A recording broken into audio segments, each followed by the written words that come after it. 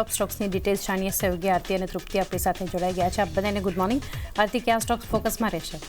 જી, ઘણા બધા કાઉન્ટર છે. શરૂઆત ભારતીય એરટેલ સાથે કરીએ તો ગઈકાલે જે રીતે બ્લોક ડીલ આપણને થતી દેખાઈ હતી, તો અહીંયા ખાસ કરીને આપણે વિગતો બહાર આવતી દેખાઈ રહી છે. ફંડ એક્શન જે રીતે થઈ છે, ભારતીય એરટેલમાં 8,485 કરોડની મોટી બ્લોક ડીલ થઈ હતી ગઈકાલે, અને 1660 રૂપિયા પ્રતિ શેરના ભાવ પર ICILએ હિસ્સો અહીંયાથી વેચ્યો હતો.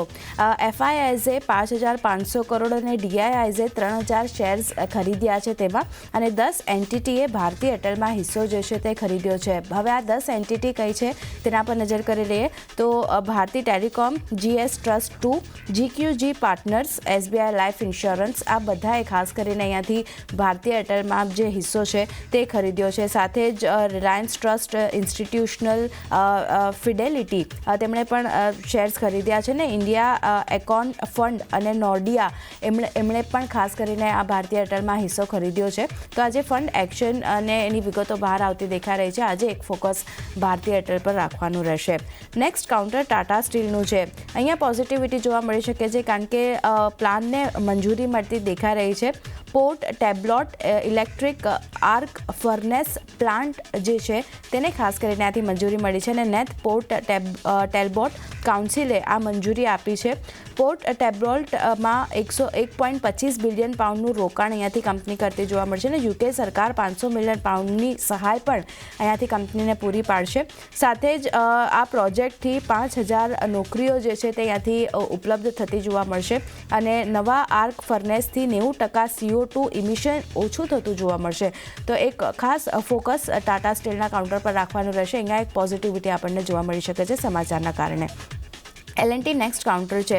અધિગ્રહણ કરવાના સમાચાર અહીંયા આવતા દેખાઈ રહ્યા છે. L&T special steel and heavy ફોર્જિંગમાં બાકી રહેલો 26% હિસ્સો ખાસ કરીને અહીંયાથી કંપનીએ ખરીદ્યો છે, અને NPCIL પાસેથી 170 કરોડમાં આ બાકી રહેલો હિસ્સો ખરીદવામાં આવ્યો છે. L&Tની 100% સબસિડરી હવે આ જે L&T special steel and heavy forging છે તે આપણને થતી જોવા મળશે. તો એક ખાસ ફોકસ L&Tના કાઉન્ટર પર રાખવાનું રહેશે. આ સમાચારના કારણે અહીંયા પણ એક પોઝિટિવ જોવા મળી શકે છે, ધ્યાન રાખવાનું રહેશે. કોનકોર નેક્સ્ટ કાઉન્ટર છે. ઓર્ડર મળવાના સમાચાર અહીંયા આવતા દેખાઈ રહ્યા છે. બ્રેથવેટ એન્ડ કંપની પાસેથી લગભગ 689.76 કરોડના ઓર્ડર કંપનીને મળતા દેખાયા છે, અને 30 BLSS રેક માટે આ ઓર્ડર કંપનીને મળ્યો છે. તો એક નજર કોનકોરના કાઉન્ટર પર પણ અહીંયા પણ એક પોઝિટિવિટી જોવા મળી શકે છે. પિરામલ ફાર્માની વાત કરી લઈએ તો એક નેગેટિવ સમાચાર છે. US FDA તરફથી અવલોકનો ખાસ કરીને અહીંયા મળ્યા છે.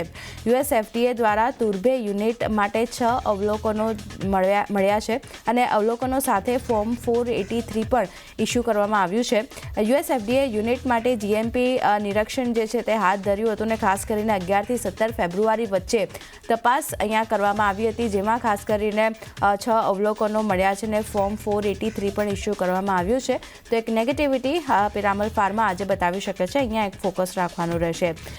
એવી રીતે જ ઓરોબિંદો ફાર્માની વાત કરી લઈએ તો અહીંયા પણ નેગેટિવ સમાચાર છે. ખાસ કરીને અવલોકનો મળ્યા છે. અહીંયા પણ આંધ્રપ્રદેશના અનાકાપલ્લી સ્થિત પરવાડા મંડળ યુનિટને ખાસ કરીને 5 અવલોકનો મળ્યા છે, અને US FDA દ્વારા પ્રી અપ્રુવલ માટે જે તપાસ હાથ ધરાઈ હતી, જેમાં આ અવલોકનો આવતા દેખાયા છે, અને ખાસ કરીને 10 થી 18 ફેબ્રુઆરી વચ્ચે US FDA દ્વારા યુનિટની તપાસ કરવામાં આવી હતી. તો એક ફોકસ અને નેગેટિવિટી થોડું ઘણું ઓરોબિંદો ફાર્મા પણ બતાવી શકે છે. તો ફાર્મા સ્પેસમાંથી ખાસ કરીને પિરામલ ફાર્મા, ઓરોબિંદો ફાર્મા જેવા કાઉન્ટર છે જ્યાં એક નજર રાખવાની રહેશે. સાથે જ ટાટા સ્ટીલ, ભારતીય એરટેલ જેવા કાઉન્ટર છે જ્યાં એક ફોકસ રાખવાનું રહેશે. પણ એ સિવાય તૃપ્તિ અને પણ ઘણા બધા કાઉન્ટર છે જ્યાં નજર રાખવાની રહેશે. ક્યાં ફોકસ? ગુડ મોર્નિંગ આરતી. હું પણ શરૂઆત મહેન્દ્રા લાઇફ સ્પેસથી કરીશ. અહીંયા કરારના સમાચાર આપણી સમક્ષ આવતા જોવા મળ્યા છે. કંપનીએ લિવિંગસ્ટોન ઇન્ફ્રા સાથે કંપનીએ ખાસ કરીને કરાર કર્યા છે, અને મુંબઈમાં મહાલક્ષ્મી રીડેવલપમેન્ટ પ્રોજેક્ટ માટે એમને અહીંયા કરાર કર્યા છે, અને જે પૂરા રીડેવલપમેન્ટ પ્રોજેક્ટની જે ગ્રોસ વેલ્યુ જે છે તે 1650 કરોડની છે. એટલે કોઈ જ એક મોટો ઓર્ડર અહીંયા કંપનીને એમ કહી શકાય. એટલે રીડેવલપમેન્ટ પ્રોજેક્ટનો ઓર્ડર્સ મળતો જોવા મળ્યો છે. એટલે કાઉન્ટર ખાસ ફોકસમાં જોવા મળી શકે છે. ત્યારબાદ વેદાંતાનું કાઉન્ટર ફરી આજે આપણને ફોકસમાં જોવા મળ્યું છે. કે ગઈકાલે જ આપણે જોયું કે શેરધારકોની એક બેઠક યોજાઈ હતી, જેમાં કંપનીને અહીંયા મંજૂરી મળતી જોવા મળી રહી છે. ખાસ કરીને વેદાંતાના ડીમર્જર પ્રસ્તાવના 83% લેન્ડર્સ પાસેથી અહીંયા આપણને મંજૂરી મળી છે, અને લગભગ ડીમર્જર સાથે 75% લેન્ડર્સ છે તેમની મંજૂરીની જરૂરિયાત હતી. જે બેઠકમાં ગઈકાલે આપણને મળતી જોવા મળી છે. એટલું જ નહીં, લેન્ડર્સ અને શેરધારકો વચ્ચે આ એક મહત્વનો નિર્ણય જે છે તે ગઈકાલે બેઠકમાં યોજવામાં આવ્યો હતો. અને આ જે બેઠક જે છે તેની પહેલાં સપ્ટેમ્બરમાં ખાસ કરીને બિઝનેસને 5 હિસ્સામાં વેચવાની જાહેરાત પણ કરવામાં આવી હતી. હવે આ ડીમર્જરમાં કઈ કંપનીઓ કેવી રીતે ડિવાઈડ થવાની હતી તેના પર ખાસ ફોકસ કરીએ તો Vedanta limited, Vedanta power, Vedanta aluminium, Vedanta oil and gas અને વેદાંતા સ્ટીલ એન્ડ ફેરસ. આવા અલગ ડિફરન્ટ 5 કંપનીઓમાં પૂરું વેદાંતા ગ્રુપ છે તે ડીમર્જ થવાનું હતું અને તેને હવે ખાસ કરીને ડાયરેક્ટલી મંજૂરી મળી ગઈ છે. એટલે ખાસ કરીને આજે વેદાંતાનું કાઉન્ટર આપણને ફોકસમાં જોવા મળી શકે છે. ત્યારબાદ નજર કરશું વરુણ બેવરેજીસ પર. અહીંયા લોંગ ટર્મ રેટિંગ્સ કંપનીના વધાર્યા છે.